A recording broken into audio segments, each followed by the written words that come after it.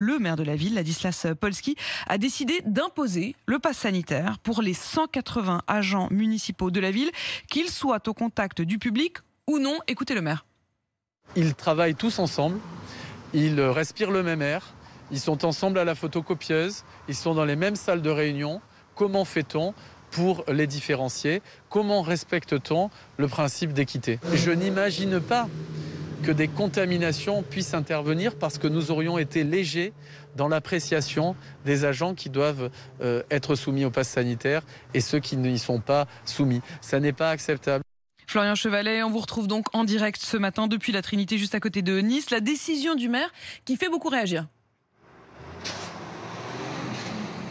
Oui, c'est pas à vous, Apolline, que je vais apprendre que cette décision, cette question du pass sanitaire, elle fait débat. En plus, cette décision de l'imposer à tous les agents municipaux, elle a fait la une de Nice Matin, le quotidien ici, le quotidien local. Il suffisait donc de se balader dans les rues ou de passer devant n'importe quel troquet de la ville pour comprendre que cette question, elle fait débat. Mais on a voulu s'intéresser aux principaux concernés, aux agents municipaux, savoir ce qu'ils en pensent. Alors, sans surprise, la décision ne fait pas que des heureux, mais rares sont ceux qui osent l'admettre au micro. On a tout de même rencontré Vanessa. Elle a décidé de témoigner anonymement. Écoutez justement sa position. Il y a certaines équipes, certains agents qui sont beaucoup en contact avec la nature, mais absolument pas avec le public. Donc, où est l'obligation là ? Quelle est l'utilité de l'obligation? Et encore, il y a certains services qui reçoivent du public, mais qui ne sont pas dans la liste des services où le pass est obligatoire. Donc pourquoi aller au-delà justement? Pourquoi aller au-delà? On reste dans le cadre de la loi et on ne va pas au-delà. Alors attention, tous ne sont pas de cet avis. Justement, ce matin, on se trouve à côté de l'école primaire de la ville. On est tombé justement sur des agents municipaux. Parmi eux, Jacques, justement, vous êtes responsable des espaces verts. Oui. Qu'est-ce que vous en pensez, vous, de cette décision? Moi, je pense que c'est au bout d'un moment, il faut penser collectivement. Il faut penser à la population, puisqu'on est en contact tous les jours avec les riverains et la population des quartiers, puisque nous intervenons dans tout le domaine public. Et je pense que monsieur le maire a pris une bonne décision. Parce que justement, on dit, bon bah voilà, vous êtes responsable des espaces verts, vous n'êtes pas directement au contact de la population, c'est vrai? Complètement faux, puisque les espaces verts, nous faisons des projets pédagogiques.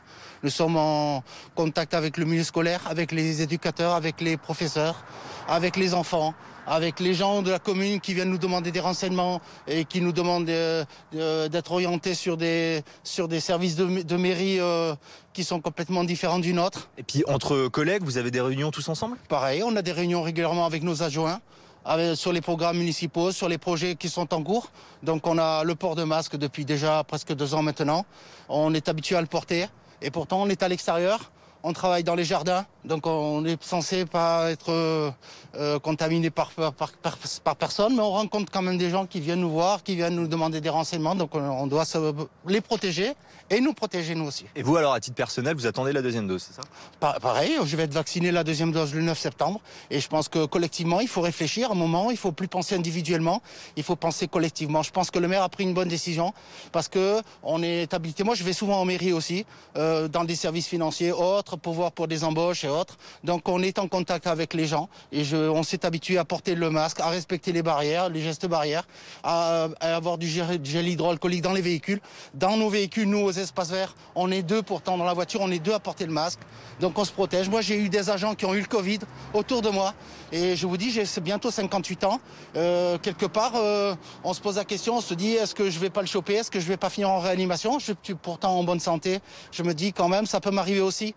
Et il faut aussi avoir cette réflexion de dire, il faut penser aux autres. Voilà, il faut protéger les autres. Merci beaucoup, merci à vous, on vous laisse travailler. En tout cas, sachez que le maire va donc l'imposer, ce pass sanitaire, à partir de lundi, mais le contrôle ne seront véritablement effectués qu'à partir du 20 septembre pour laisser à chacun, justement, obtenir ce pass. À l'issue après cette date du 20 septembre, les agents s'exposent à des sanctions allant jusqu'à la mise à